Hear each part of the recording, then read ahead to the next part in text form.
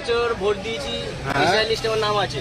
হ্যাঁ, তাও আমাকে কোথায় আর কোথা থাকে? বাংলাদেশে কোথা থাকতে? আমার জন্ম এখানে, সবকিছু এখানে। কেন তোমার বউ তো বলছে বাংলাদেশ যশোরে থাকতে? আমার বোন আমার বিয়ে হয়ে না।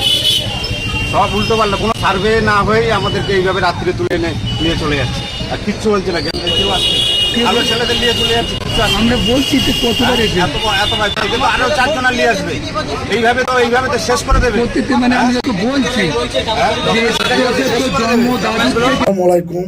হঠাৎ করে রাতের বেলায় নাকি এই ভাইদেরকে সি এর নাম করে বাংলাদেশি মনে করে উঠিয়ে নিয়ে যাচ্ছে। তো এটা জানি না কতটা সত্য কতটা মিথ্যা, তবে তাদের কথাবার্তা শুনে মনে হচ্ছে এক ভাই ভোট দিয়েছে অলরেডি, অথচ তাকে রাতের বেলায় হঠাৎ করে এসে ধরে নিয়ে চলে যাচ্ছে। তাহলে কি পশ্চিম বাংলাতে এই সিএ চালু হয়ে গেল? সত্যি যদি এটা হয় যে ভোটার লিস্টে নাম নাই, হঠাৎ করেই তাদের কোনো ইনকোয়ারি নাই, রাতের বেলায় এসে যদি ধরে নিয়ে চলে যায়, এটা মানুষের মধ্যে একটা আতঙ্ক ছড়াবে। আর সরকারকে বলবো যে আপনারা যে কোনো জিনিস ডিক্লেয়ার করার আগে অবশ্যই একটা নোটিশ দিবেন।